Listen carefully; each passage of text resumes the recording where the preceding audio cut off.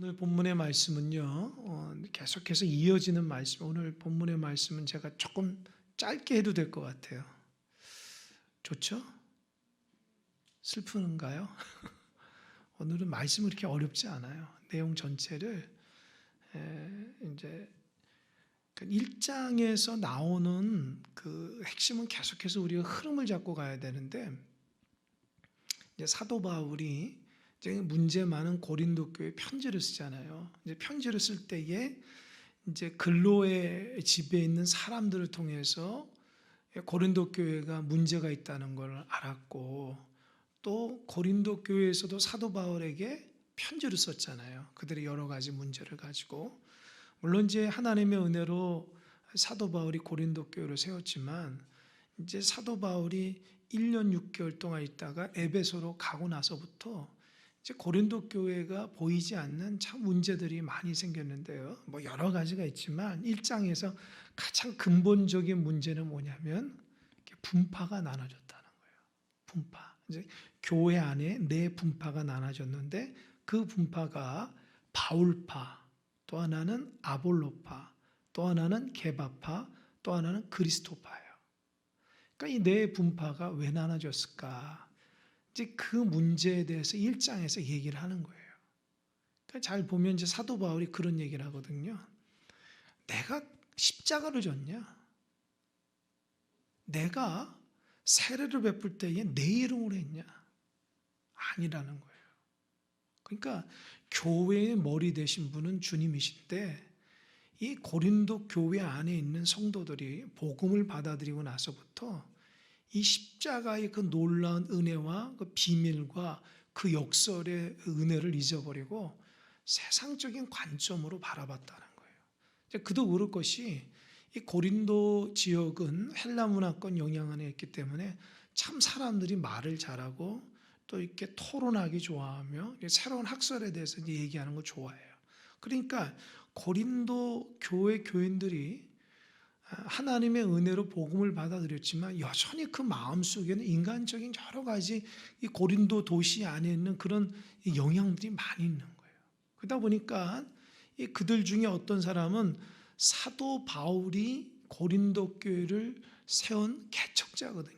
그러니까 사도 바울의 그 열정과 사도 바울의 그 놀라우신 기적을 보면서 우리는 사도 바울 파다. 그래서 고린도 교회 안에서 했고, 이제 사도 바울이 이제 에베소로 가면서 2대 교육자가 누굽니까? 아볼로잖아요. 아볼로는 참 공부도 많이 했을 뿐만 아니라 이 말을 잘하는 사람이에요.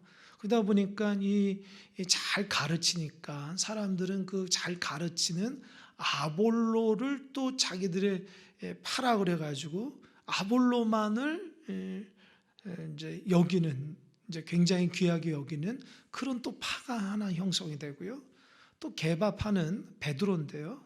이 베드로가 이 초대교회 가운데 굉장한 영향력이 있는데, 이 게바, 베드로로부터 가르침을 받거나 그들과 함께 했던 사람들 중에 아마도 고린도로 가서 교회가 형성될 때에 아직 그 교회 멤버 중에서 아주 중요한 멤버가 됐던 것 같아요. 그러다 보니까 그 사람은 어떻게 해요?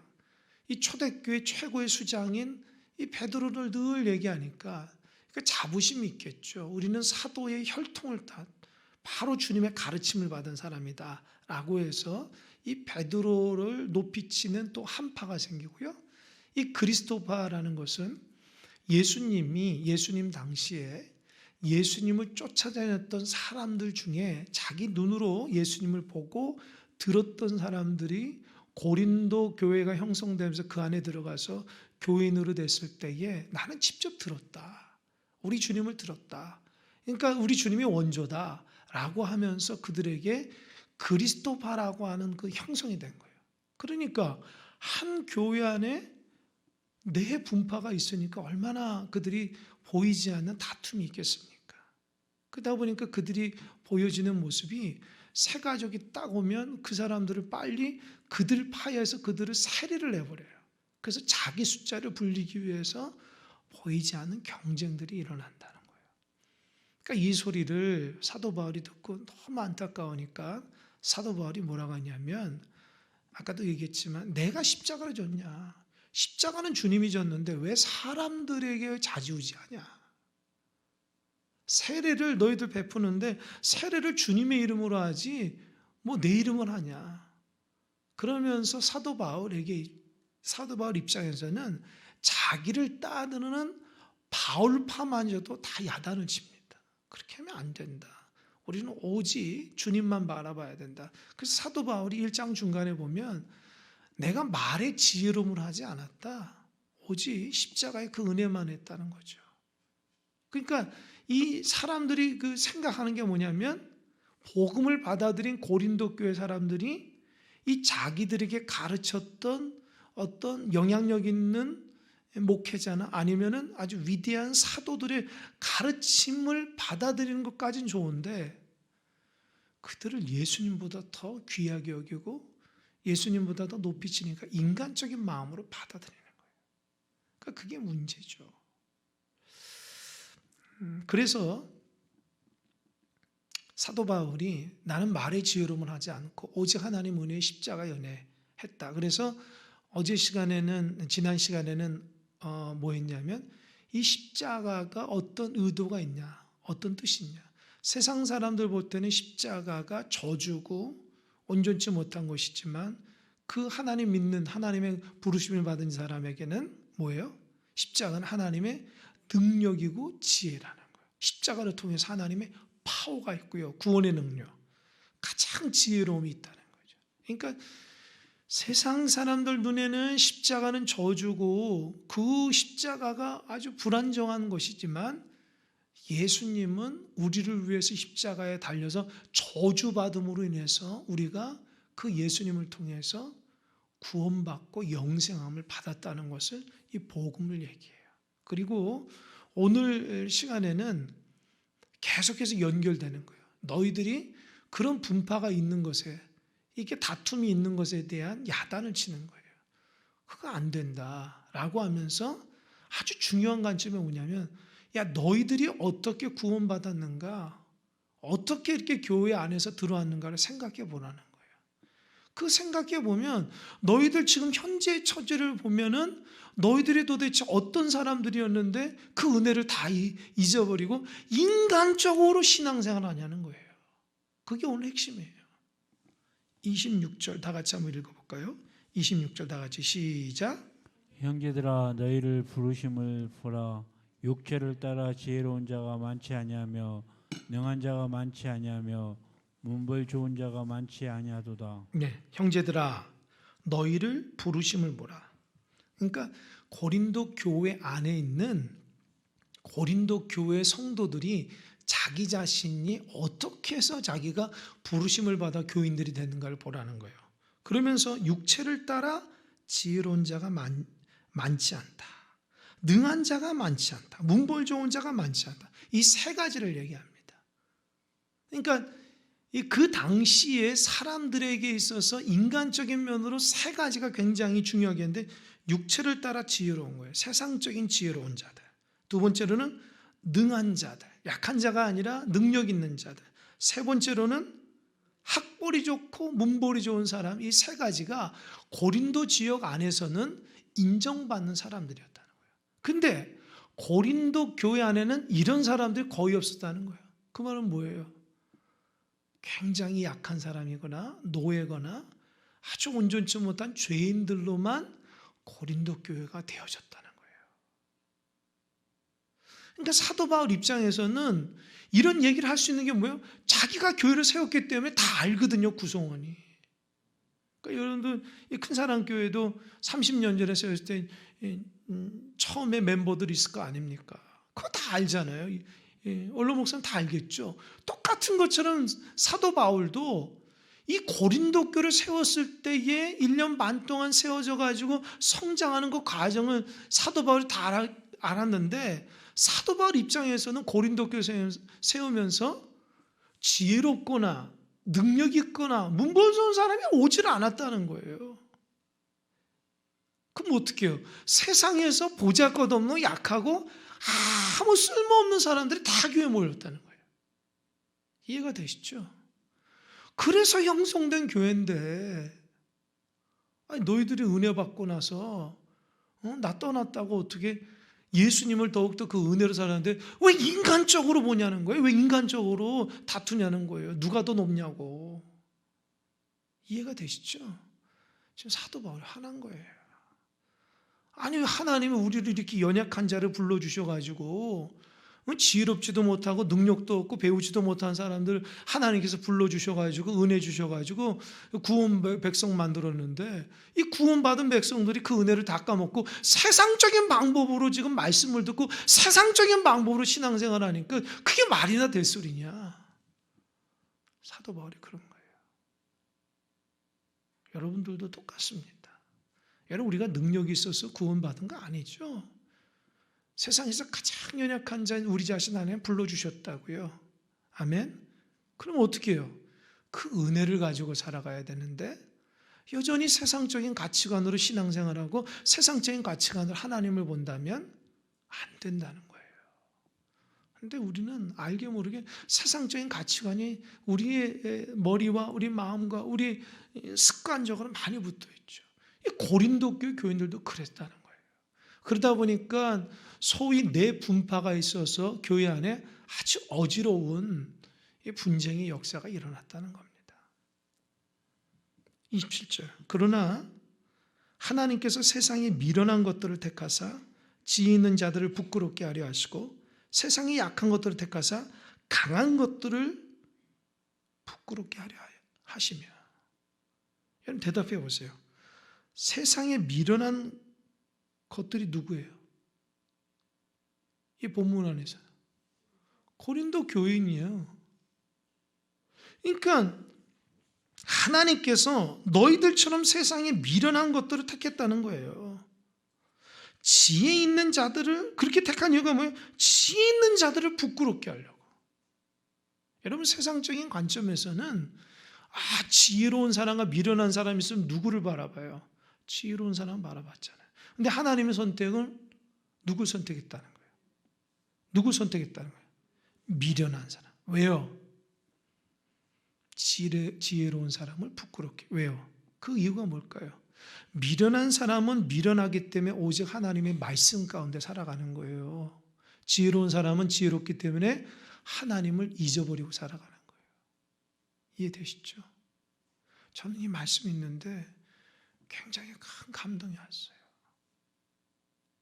여러분 우리처럼 미련한 사람을 택한 이유가 뭘까요? 하나님 없이도 살아갈 수 있는 사람 부끄럽게 하기 위해서요. 그러니까 우리는 어떻게 해요? 미련하지만 뒤에도 나오지만 예수님은 지혜라고 그랬어요. 예수님은 지혜라고 그랬다고. 30절에 보면. 그러니까 사도 바울 입장에서는 저렇게 미련한 사람들을 하나님 택해 주셨는데 왜 택해 줬을까? 사도 바울도 고민했을 거 아니에요. 이 교회가 좀 올바르게 되려면 좀 능력이 있고 지혜도 있고 문벌도 있고 능한 자들이 많으면 좋을 텐데 이런 생각했을 거 아니에요.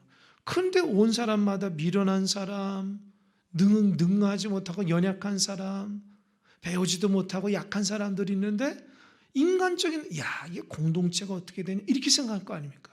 그러나 하나님은 어때요? 그 미련한 자를 택해서 어떻게 해요? 하나님 없이도 잘 살 수 있다는 지혜로운 사람 부끄럽게 만든다. 그 말은 뭐예요? 미련한 사람들이 모인 고린도 교회 공동체를 하나님께서 아주 지혜롭고 그 세상 사람들이 감당할 수 없는 그 지혜를 주시는 공동체가 됐다라는 거예요. 꼭 기억하시기 바랍니다. 여러분 중에 세상적으로 미련해도 괜찮아요. 하나님 은혜 받고 하나님 말씀 가운데 순종하며 살아가면 되면 세상의 지혜로운 사람보다 하나님 훨씬 높여준다는 거 꼭 잊지 마시기 바랍니다. 우리는 하나님의 지혜로움으로 살아야 돼요. 그게 누굴까요? 예수 그리스도예요. 꼭 기억하시기 바랍니다. 이게 하나님의 역사예요. 하나님의 역사가 우리 식대로 되는 게 아니라고요. 제가 항상 느끼지만 하나님의 역사는 하나님의 방법이지 우리 식대로 되는 거 아니에요. 그래서 하나님이 하시는 일은 어떨까요? 기대가 돼요. 기대가 돼요. 제가 말하는 의미를 아시는지 모르겠어요, 여러분. 하나님이 하시는 역사가 기대가 된다니까요. 왜요? 내가 생각한 것보다 훨씬 뛰어나서 역사하니까. 그걸 놓치면 내가 생각대로 된다면 그게 내가 하나님이죠. 그죠? 그러니까 여러분 머릿속에 있는 대로 되면 그게 하나님이 아닙니까? 그게 아니고 하나님이 나를 통해서 도대체 어떻게 역사하는지 기대감을 가지고 살아가야 돼요. 그러니까 하나님을 의지하며 살아가는 것이 정말 바른 삶입니다. 두 번째로는 그러잖아요. 그 27번 중간에 보면 세상의 약한 것들을 택하사 강한 것들을 부끄럽게 한다. 고린도 교회 안에서 참 약한 사람들이 많았거든요. 그 세상에 강한 사람이 오면 좋겠다 생각하지만 하나님의 역사는요, 저렇게 약한 사람을 통해서 세상에 강한 사람들을 이기게 만드는 거예요. 여러분, 그래서 정말 예수님 믿는다는 것이 얼마나 위대한지 모릅니다. 세상 사람들은 그렇게 욕할 수도 있어요. 야, 저기 교회 다니는 사람은 다 의지가 약한 사람이고 저 줏대가 없는 사람들이야. 저기 가서 그냥 울고 짜고 그런다. 이렇게 욕하는 사람도 많아요. 맞아요. 우리 약해요. 하지만 그 약함을 하나님 앞에 의지하며 살아가는 자가 하나님 없이도 강하게 사는 사람들을 얼마나 잘 사는지 하나님 보여주시는 겁니다. 여러분, 우리 약한 거 부끄러워 생각하지 마세요. 약할 수 있죠. 부족하죠. 그러나 우리 주님은 강하신 분이잖아요. 약한 내가 주님을 의지할 때에 강하신 하나님의 역사를 경험하게 된 줄 믿으시기 바랍니다. 그래서 기도하는 거 아닙니까? 약하기 때문에. 강하면 하나님께 기도가 돼요. 그러니까 여러분들도 잘 들어보세요. 기도하지 않고 살아가는 사람은 자기가 강하다고 생각하는 거예요. 하나님 신뢰가 안 되는 거예요. 자기의 노력과 헌신 다 살 수 있는. 여러분, 그게 언제까지 될까요? 여러분, 하나님 의지하며 살아가야 됩니다. 꼭 하나님 의지하며 하나님 바라보며 나의 모든 것 대신 그분한테 의지하며 그분이 이끌어가야지 내 삶이 평안하는 거예요. 그렇지 않으면 얼마나 복잡하고 힘듭니까? 생각해 보세요. 그러니까 어떤 분은 예수님 믿고도 아주 평안함 가운데 살아가신 분이 있고 어떤 분은 예수님 믿어도 아주 힘들게 살아가신 분이 있어요. 왜요? 내 인생의 주인이 예수님이 아니라서 그런 거예요. 예수님께 내 인생을 맡기면 얼마나 편한데 맡기지 못하는 거죠. 여러분, 다 맡기시기 바랍니다. 내가 고민한다고 되는 게 없어요. 주님 앞에 기도하고 그 말씀대로 살아가게 되면 이미 하나님은 여호와 일에 대해서 저기에서 기다리고 있어요. 문제 해결을 가지고. 그러니까 우리가 그걸 하나님 못 믿기 때문에 답답하고 힘들고 어렵고 근심하게 되는 거죠. 난 근심하지 마시기 바랍니다. 근심할 것 같으면 기도하셔요. 기도하셔 하나님 의지하게 되면 하나님이 어떻게 약한 나를 강하게 만들어 주시는지를 발견하게 될 것입니다. 28절 세 번째 보니까 하나님께서 세상이 천한 것들과 멸시받는 것들과 없는 것들을 택하사 있는 것들을 폐하려 하신다는 거예요. 여러분, 이 말이 얼마나 위로가 돼요. 여러분, 세상에 천하다고 생각하는 사람, 그 손가락질 하면서 저렇게 천한 것들이라고 생각하는 사람들이 복음을 받아들였을 때에 얼마나 큰 위로가 되는 거예요. 세상에서 멸시받는 사람들이 누구를 의지해야 되겠어요? 여러분, 누구를 의지해야 되겠어요? 정치인들을 의지해야 되겠어요? 세상의 권력자들을 의지해야 되겠어요?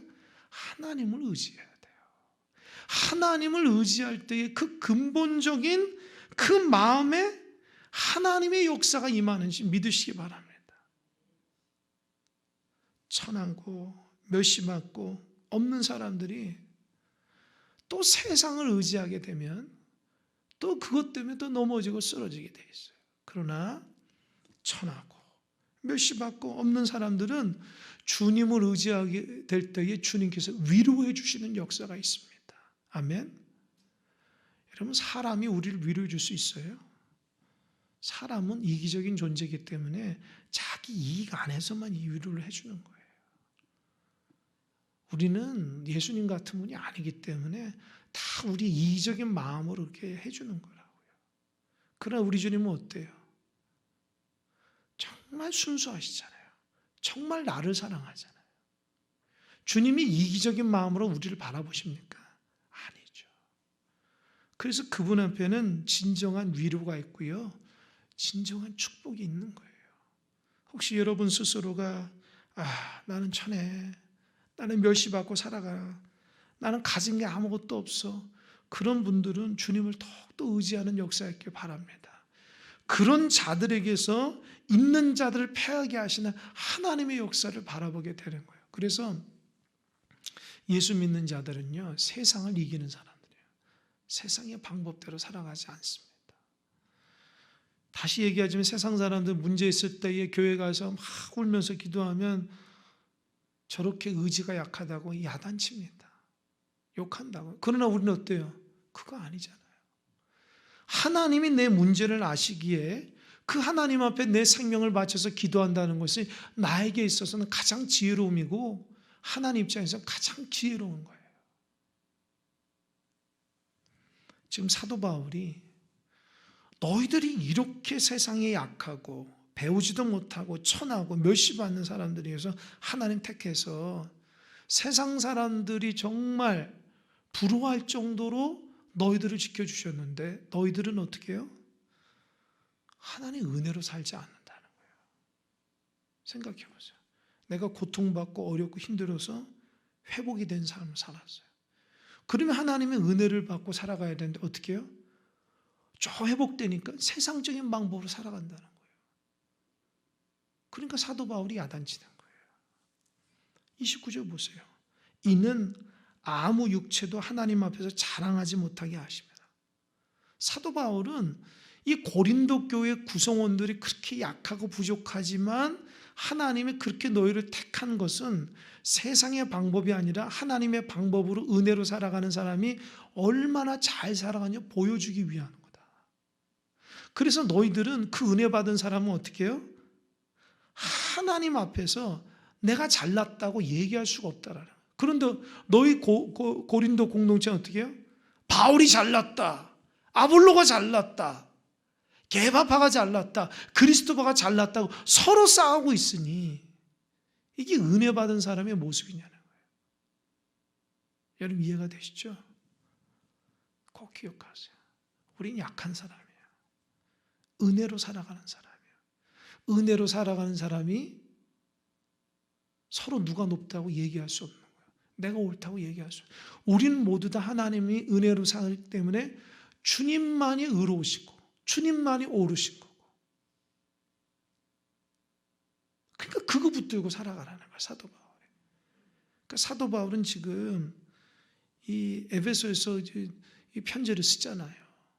그러니까 만약에 고린도 그 사람들에게 있었으면 정말 얘기를 했겠죠. 그러니까 편지를 쓰면서 아주 따끔하게 은혜 받은 사람이 그러면 되겠냐. 하나님이 너를 그렇게 은혜로 부족하고 연약해서 선택했는데 그 은혜 받아서 조금 회복되니까 또 세상적인 방법으로 너희들이 그렇게 싫어했던 그 세상적인 방법으로 똑같이 신앙생활 하네. 그게 말이나 될 소리냐. 지금 그렇게 얘기하는 거예요. 그래서 30절 한번 읽어볼까요? 30절, 31절 두 절 한번 읽어보겠습니다. 시작. 너희는 하나님으로부터 나서 그리스도 예수 안에 있고 예수는 하나님으로부터 나와서 우리에게 지혜와 의로움과 거룩함과 구원함이 되셨으니 기록된 바 자랑하는 자는 주 안에서 자랑하라 함과 같게 하려 함이라. 보세요. 사도 바울이 너희는 하나님으로부터 나서 그리스도 예수 안에 있다. 이 말이 굉장히 중요해요. 그러니까 너희는 하나님으로부터 나왔다. 하나님이 너희들을 은혜로 불러주셨다는 거예요. 그리고 은혜로 불러주시고 그 은혜 가운데 예수님 안에서 신앙의 삶을 살아가는 사람인데 그 예수가 누구냐? 예수는 하나님으로부터 나와서 우리에게, 너희들에게, 여러분 여기 네 가지가 있죠.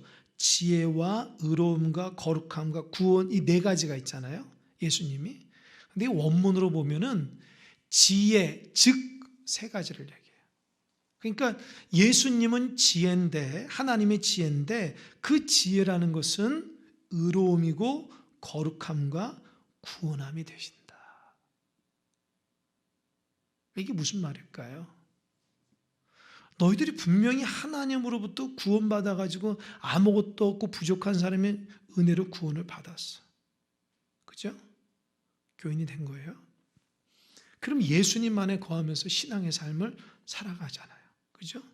근데 예수님 안에 거하면 가장 지혜로움이 세상의 지혜가 아니라 하나님의 지혜인 예수님이 내 안에 있는데, 그 예수님의 지혜로움 가운데 살아가게 되면 세상 사람들이 부러워하는 의로움과 세상 사람들이 감당할 수 없는 거룩함과 세상 사람들이 바라는 구원함이 모두 다 예수님 안에 있다는 거예요. 이게 무슨 말일까요? 그러니까 하나님으로부터 은혜 받았는데 지금 예수님 안에 거해야 되는데 너희들은 뭐예요? 지금 사도 바울 안에 있고 아볼로 안에 있고 게바 안에 있고 그리스도바 안에 있는데 그 사람들이 지혜냐? 그 사람들을 통해서 의로움이 나타나고 그 사람들에서 거룩함이 나타나고 그 사람들을 통해서 구원함이 나타나냐? 아니라는 거예요. 무슨 말인지 알겠죠?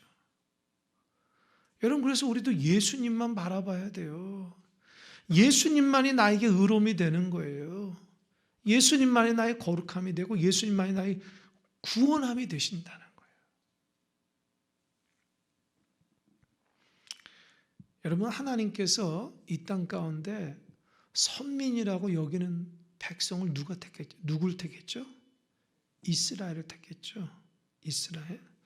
여러분, 이스라엘 하나님 왜 택했을까요? 그 이유가 뭘까요? 그 이유 아십니까? 하나님 마음인데요. 이스라엘은 약한 민족이고요. 숫자도 적고요. 보잘것 없어요.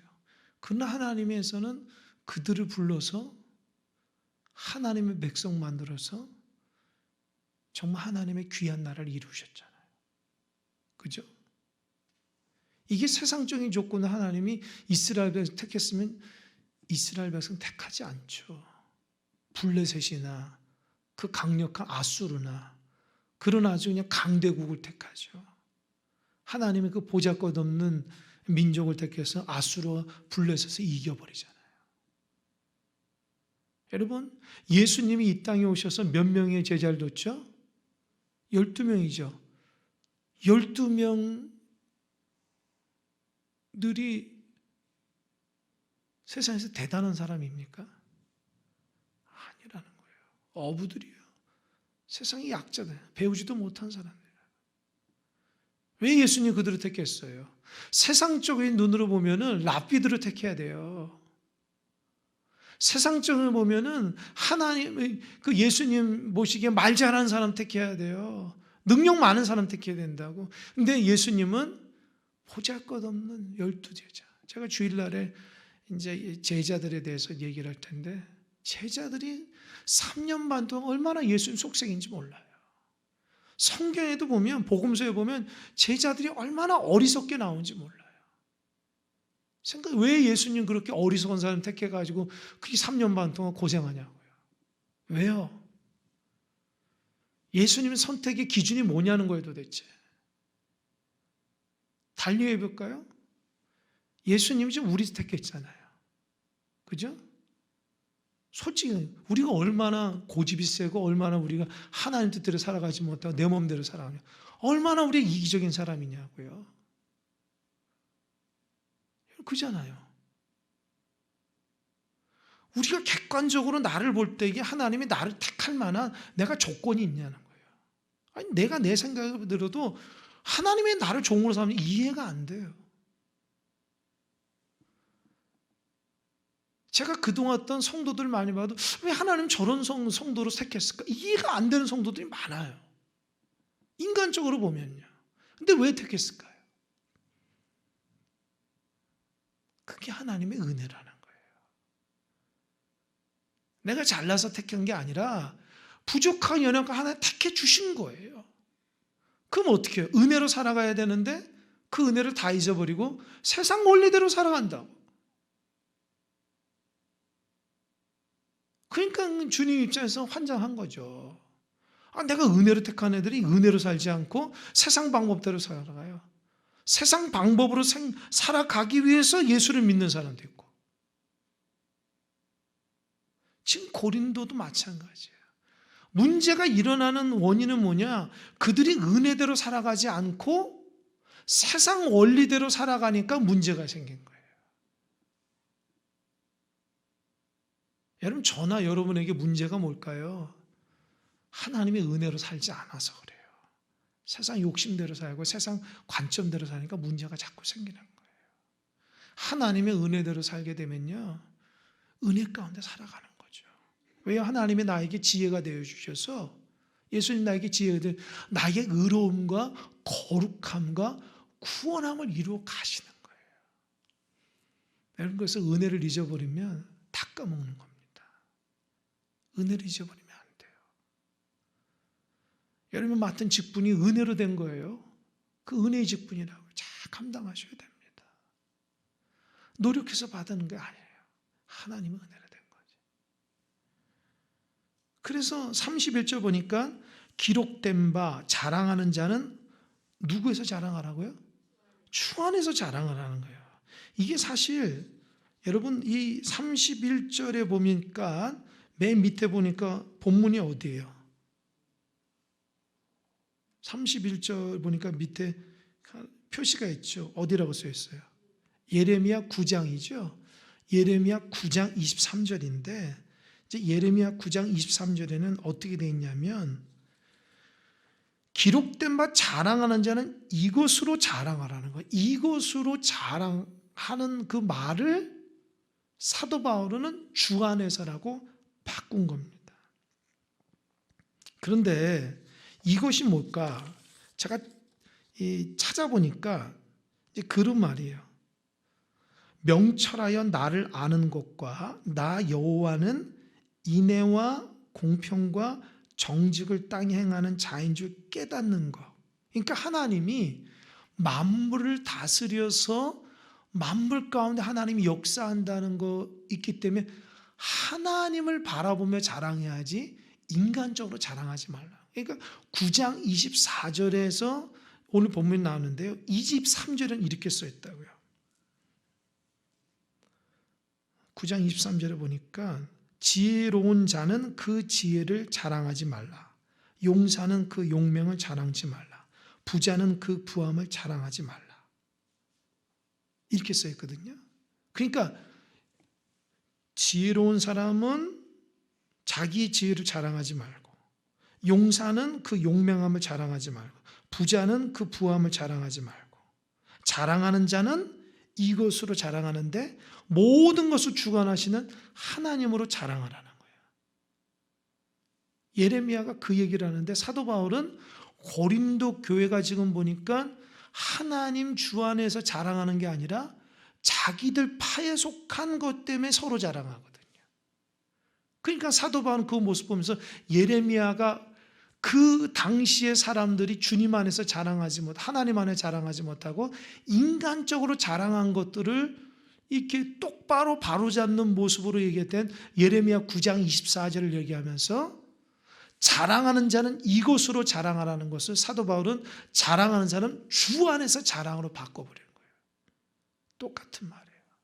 자랑하는 자는 인간적으로 사도 바울이 능력이 있다고 자랑하지 말고, 아볼로가 말 잘한다고 자랑하지 말고, 베드로가 초대교회 수장이라고 그 능력을 자랑하지 말고, 그리스도바가 그리스도에 속한 사람이라고 자기들만 자랑하지 말고 주님 안에서 자랑하라는 거예요. 그게 뭘까요? 나는 은혜 가운데 있다라는 거예요. 나는 부족하고 연약한데 은혜 가운데 있으니까 어때요? 그러니까 서로 내 분파가 자기들을 잘났다고 사람을 이렇게 모으는 게 아니라 우리는 은혜 가운데 있으니까 어떻게, 우리는 주 안에서 있는 사람, 서로 그렇게 자랑하라는 거예요. 쉽게 말하면 김 집사가 나 은혜 가운데 있어, 주님 때문에 구원받았어. 그러니까 이 집사한테, 그 이 집사도 맞아, 나도 주님 안에서 은혜 받고 이렇게 신앙생활하고 직분 받았어, 이렇게 자랑하라는 거예요. 김 집사가 나는 바울파야, 당신은 개바파지, 나하고 다른 애, 이렇게 하지 말라는 거예요. 똑같이 예수님 안에서 은혜 받고 구원 받았으니 어떻게 해요? 서로 자랑할 때는 주님 안에서 내가 이렇게 됐다. 그러니까 주님의 간증으로만 서로 위하고 자랑하고 하나 되라는 말입니다. 이해가 되시죠? 아멘. 교회가 하나 되지 못한 이유가 뭐예요? 주님 안에 있지 않기 때문에. 세상을 사랑하고 세상 욕심 가고 세상 방식으로 살아가면 절대로 교회 공동체는 하나 될 수가 없어요. 주님 안에 있을 때에만 그 은혜 가운데 하나 될 수 있습니다. 작게는 여러분의 구역도 주님 안에서 하나 돼야 돼요. 다 다르잖아요. 그러니까 주님 안에서 하나 돼야 돼요.